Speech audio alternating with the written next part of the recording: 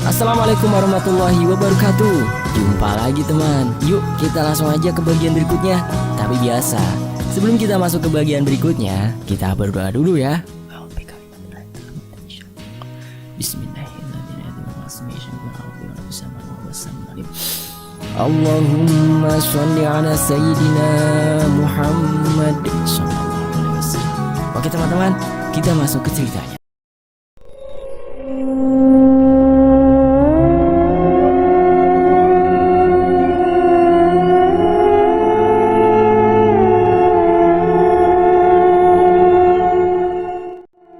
Kita masuk ke part 8, Malam Mencekam. Malam belum terlalu larut, namun suasana desa sudah begitu sepi. Hanya suara nyanyian binatang malam yang terdengar, menambah suasana menjadi sedikit mencekam. Angga gelisah. Pengalaman seharian tadi sedikit mengganggu pikirannya. Dari Anggi yang tiba-tiba mematung saat perjalanan ke tempat Pak Bayan, peristiwa aneh di rumah Pak Bayan, dan perempuan gila yang sampai saat ini belum ia tahu siapa namanya. Seandainya Mas Parto malam ini tidak ikut berjualan boktona, tentu bisa diajak membahas masalah itu. Anggi yang ia harap bisa diajak bertukar pikiran justru telah tidur semenjak sore tadi. Mungkin dia kelelahan setelah menempuh perjalanan panjang kemarin malam, ditambah mengalami kejadian-kejadian yang kurang menyenangkan seharian tadi. Pelan, pemuda itu bangkit dari duduknya, lalu menyeduh secangkir kopi. Beruntung, sore tadi sebelum berangkat berjualan, boktona masih sempat menyediakan setermos air panas dan beberapa potong ubi rebus. Sambil menenteng cangkir kopi di tangannya, pemuda itu melangkah menuju teras, lalu duduk di atas dipan bambu yang ada di situ. Angga mendesah, teringat kembali tentang firasat yang ia dapat sebelum berangkat ke desa ini. Sebuah mimpi yang kini seolah menjadi kenyataan. Suasana desa dalam mimpinya sama persis seperti yang ia lihat malam ini. Sunyi, kelam, dingin, berselimut kabut tebal yang menyelimuti seluruh penjuru desa. Lampu-lampu penerangannya dipasang di teras rumah Pak Bayan. Boktona, Mbah Mo, dan juga di rumah si perempuan gila hanya nampak remang-remang, tak sanggup menembus tebalnya kabut. Dan saat Angga mengalihkan pandangannya ke arah hutan, ia sedikit tersentak. Pemuda itu memicingkan matanya, mencoba memperjelas apa yang ia lihat. Di sana, di antara remang-remang bayangan pepohonan hutan, nampak samar-samar sosok hitam tinggi besar sedang berdiri mematung, seolah sedang mengawasi desa. Manusiakah? Atau bukan.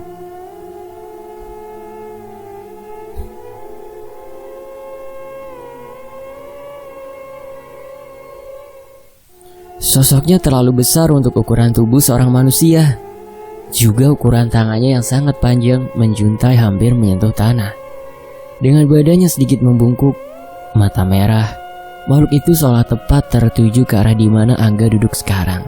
Ya, Angga yakin, meski malam gelap berkabut, tapi mata merah makhluk itu terlihat jelas, seolah memancarkan cahaya yang tepat menyorot ke arahnya.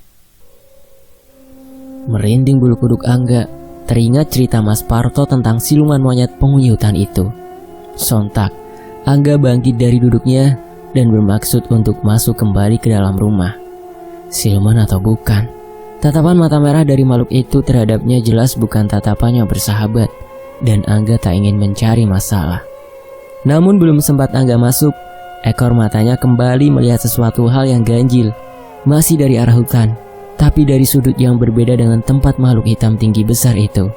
Nampak bayangan putih melayang menuju ke arah desa.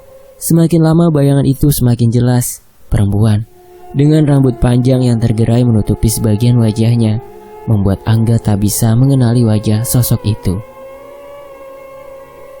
Sayup-sayup, Angga juga mendengar suara tangisan lirih. Tangisan seorang perempuan.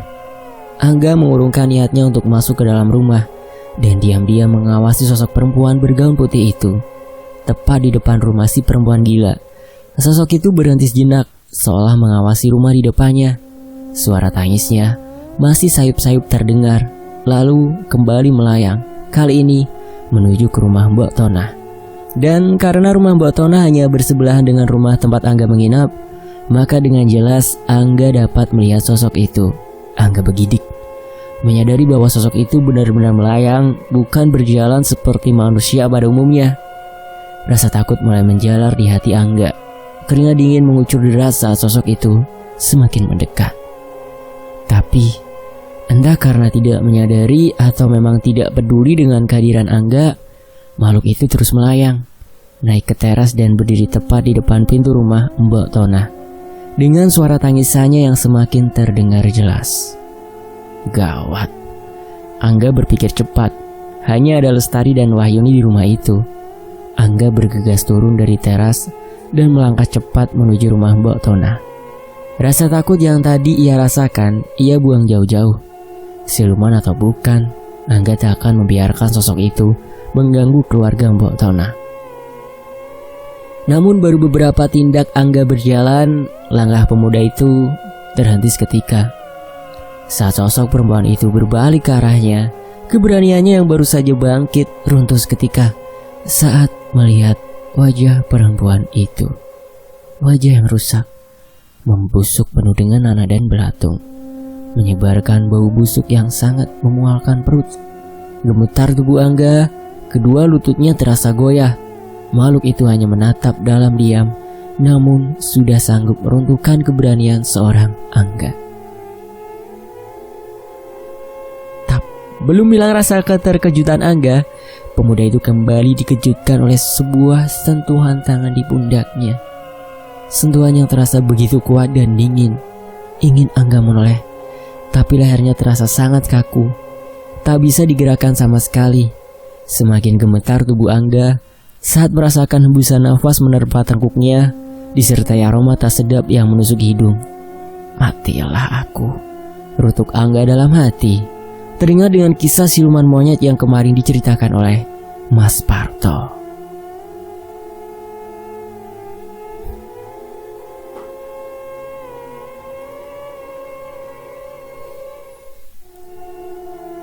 Apa yang kamu lakukan di tempat ini, nak? Belum hilang rasa keterkejutan Angga.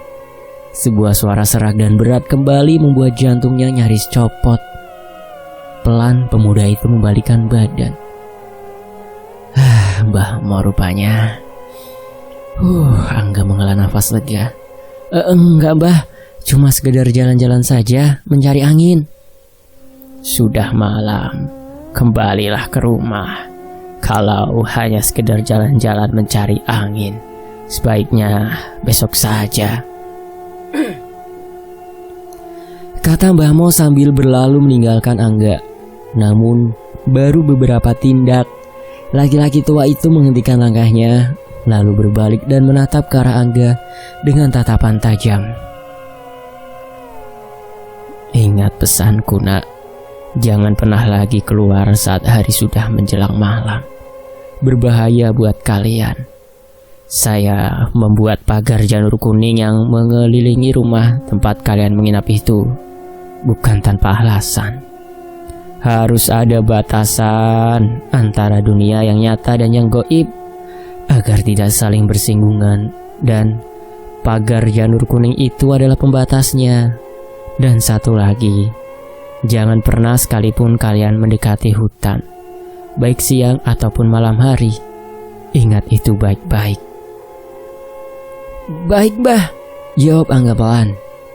Laki-laki itu segera berlalu dan menghilang dalam kegelapan. Angga mendesah, lalu melihat ke arah rumah Mbok Tonah. Sosok perempuan berbaju putih dengan wajah menyeramkan itu telah menghilang, entah kemana. Di sana, di tepian hutan yang berkabut tebal, sosok bayangan hitam tinggi besar yang tadi ia lihat juga telah lenyap, seolah menghilang ditelan kabut. Pelan, Angga melangkah kembali ke arah rumah tempat ia menginap, dengan benak yang dipenuhi oleh berjuta pertanyaan. Pertanyaan yang membuatnya penasaran untuk segera menemukan jawabannya. Setelah memastikan bahwa keadaan telah benar-benar aman, Pemuda itu segera masuk ke dalam rumah, bermaksud untuk segera beristirahat. Tak lupa ia memastikan bahwa semua pintu dan jendela telah terkunci dengan benar. Saat pemuda itu melihat ke arah dipan di sudut ruangan, ia tertegun. Anggi yang tadi saat ia tinggalkan telah tertidur lelap di atas dipan itu, kini tak ada. Hanya bantal dan selimutnya yang teronggok di atas dipan. "Gi!" Angga memanggil dengan suara sedikit keras, namun tak ada jawaban. Diulanginya panggilan itu beberapa kali sambil berkeliling mencari ke setiap sudut rumah, namun hasilnya nihil. Di ruang dapur pun tak didapatinya sosok sang adik. Angga mulai sedikit resah, apalagi saat dilihatnya pintu dapur yang mengarah ke kebun belakang sedikit terbuka. "Anggi!" Angga membuka pintu belakang dan melangkah dengan cepat ke arah kebun belakang. "Ah, di situ kamu rupanya," seru Angga lega. Saat mendapati sosok sang adik berdiri membelakanginya. "Ngapain kamu di situ, Gi?" tanya Angga sembari mendekat. Namun sosok itu hanya diam, seolah tak mendengar pertanyaan sang kakak. Angga menjulurkan tangan mencoba menyentuh bahunya. Namun beberapa senti sebelum tangan Angga berhasil menyentuh bahu sang adik, sebuah suara terdengar dari arah belakangnya. "Bang, sedang apa di situ?" Tek, jantung Angga berdetak cepat. Itu jelas suara Anggi. Dan jika Anggi berada di belakangnya, lalu yang di depannya itu? Angga mematung dengan tangan tetap menjulur ke arah sosok yang pelan-pelan mulai memutar badannya menghadap ke arah Angga. Sial. Umpat Angga pelan saat menyadari bahwa wajah sosok yang mirip Anggi itu ternyata sama dengan wajah yang tadi ditemuinya di depan rumah Mbok Tona. Wajah yang rusak membusuk, penuh dengan belatung dan berbau sangat busuk. Angga segera berbalik dan menghampiri Anggi yang berdiri di depan pintu belakang dapur. "Abang kenapa?" Anggi menyadari kalau wajah kakaknya terlihat sedikit pucat. "Justru aku yang harusnya bertanya," jawab Angga menutupi kegugupannya. "Kamu dari mana? Pergi nggak bilang-bilang." Tadi aku terbangun karena kebelet pipis, Bang. Aku cari-cari abang nggak ada. Ya sudah, aku kali saja sendirian," jawab Anggi. "Ya sudah, ya masuk. Nggak baik malam-malam di luar begini. Kamu ingatkan pesan Bamo tadi siang? Lain kali kalau mau keluar malam jangan sendirian." Angga mengajak adiknya masuk, lalu mengunci pintu. Setelah memastikan sekali lagi bahwa pintu dan jendela tanah terkunci dengan benar, Angga segera merebahkan tubuhnya di atas dipan di sudut yang berseberangan dengan dipan yang ditiduri Anggi. Soal apa yang dialaminya tadi, lebih baik esok saja ia bicarakan dengan sang adik. Anggi sendiri, di balik selimutnya, ternyata juga memiliki pikiran yang sama. Ada sesuatu yang ingin ia sampaikan kepada sang kakak. Karena saat tadi ia bilang bahwa ia keluar karena kebelet pipis, itu hanyalah bohong belaka. Ada sesuatu yang membuatnya nekat keluar rumah meski tanpa sepengetahuan sang kakak. Kita masuk ke part berikutnya, yaitu part Permadi dan Wak Salim.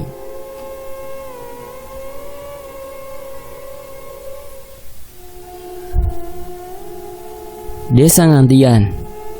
Wak Salim sedang sibuk membersihkan kebun saat sepeda motor itu berbelok memasuki halaman rumahnya. Pengendaranya turun, melepas helm, lalu bergegas menghampiri laki-laki setengah baya yang masih terbengong-bengong itu. "Wak," sapa laki-laki berambut gondrong itu sambil menyalami dan mencium tangan Wak Salim. "Ah, kamu rupanya Permadi." Wak Salim segera merangkul laki-laki yang sudah dianggapnya sebagai anak sendiri itu. "Lama tak ada kabar. Kukira kamu sudah lupa dengan wakmu ini. Ayo masuk, kita ngobrol di dalam." Permadi mengikuti langkah Wak Salim masuk ke dalam rumah. Masih seperti dulu, rumah besar itu terlihat sepi.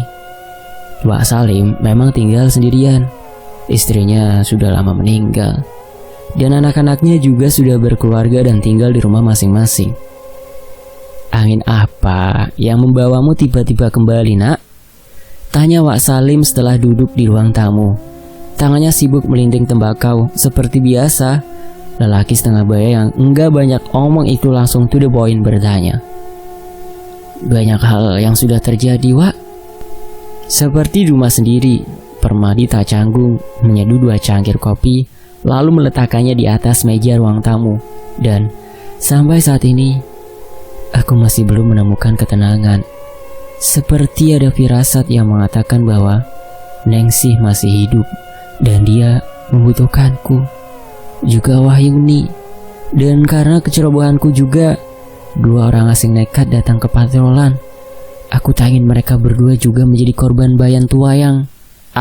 ucapanmu itu, nak, potong Wasalim sambil menyalakan rokok lintingannya. Masih menyeratkan kebencian dan dendam. Ya, Uwa ingatkan sekali lagi ya. Jika kamu kembali hanya berbekal rasa dendam dan kebencian, lebih baik urungkan saja niatmu itu. Maaf, Wak. Permadi meralat ucapannya. Maksudku, setelah sekian lama menimbang-nimbang, akhirnya aku memutuskan untuk kembali. Dan sebelum ke patrolan, sengaja aku singgah kemari. Mohon restu dan juga bimbingan dari Uwa. Aku sudah menduga. Wak Salim menghembuskan asap rokoknya, lalu mencicipi sedikit kopi yang tadi dihidangkan oleh Permadi. Dan keputusanmu untuk kembali itu sudah tepat, meski agak terlambat. Semenjak kepergianmu, nak, desa Patrolan benar-benar telah hancur. Kebanyakan warganya lenyap menjadi korban ketamakan dan kerakusan. Permadi terperanjat, namun tak berani memotong ucapan Wanya itu. Tak usah kaget begitu, sambung Wasalim menyadari perubahan mimik muka Permadi. Kamu juga pasti telah menduga apa yang akan terjadi dengan desa itu. Tapi tenang saja, keluargamu aman. Anakmu sekarang sudah besar, diasuh oleh Parto, anak Bok Tonah, dan ibumu juga sehat walafiat. Meski jiwanya sedikit terguncang setelah kepergianmu, sepertinya dia sangat terpukul dan merasa sangat kehilangan. Maafkan aku, Wak. Bukan maksudku untuk... Wak tahu, kamu pergi karena terpaksa, bukan karena keinginanmu sendiri. Jadi tak perlu minta maaf. Lagi-lagi Wasalim memotong ucapan Permadi.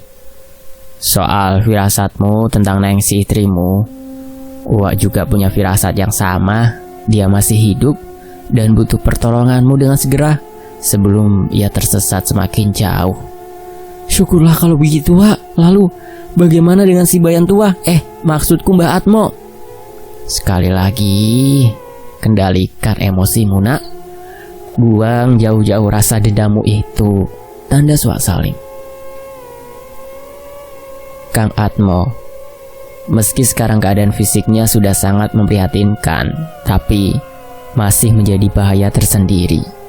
Raganya memang hanya bisa tergolek di atas dipan, tapi jiwanya yang sudah dikuasai iblis tak pernah merelakan nyawa laki-laki tua itu untuk lepas dari raganya.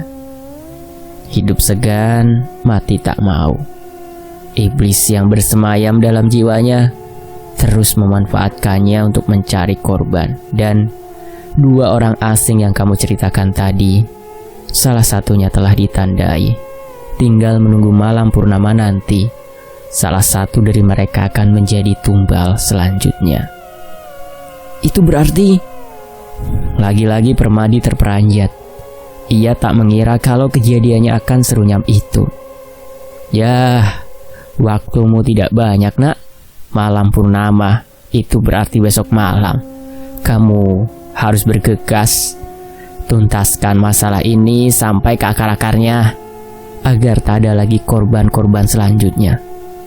Sial, umpat Permadi dalam hati sambil meremas rambut gondrongnya. Tidak bisakah Wak membantuku? Maksudku... Wak Salim terkekeh. Apa yang kamu harap bisa dilakukan oleh orang tua yang lemah sepertiku ini, nak? Berdoalah kepada Tuhanmu, bersihkan hatimu dari rasa dendam dan kebencian, dan minta petunjuk kepadanya. Paling tidak, berilah sedikit petunjuk, Wak, kata Permadi lagi. Tindakan apa yang harus aku ambil, Wak? Itu mudah saja, nak. Lagi-lagi Wak Salim terkekeh. Datang saja ke desa patrolan, selamatkan yang masih bisa diselamatkan, dan akhiri segala kemungkaran di desa itu. Sial. Lagi-lagi Permadi mengumpah dalam hati. Orang tua ini begitu enteng dalam berkata.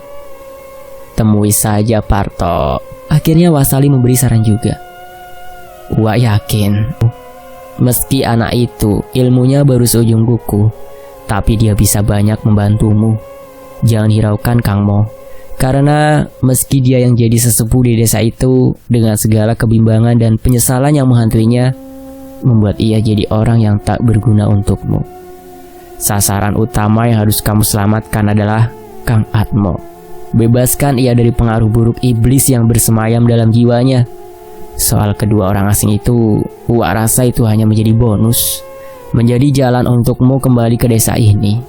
Wak juga punya firasat akan ada kekuatan tak terduga yang akan membantumu selain kekuatan dari Allah Subhanahu wa Ta'ala. Coba kamu ingat-ingat.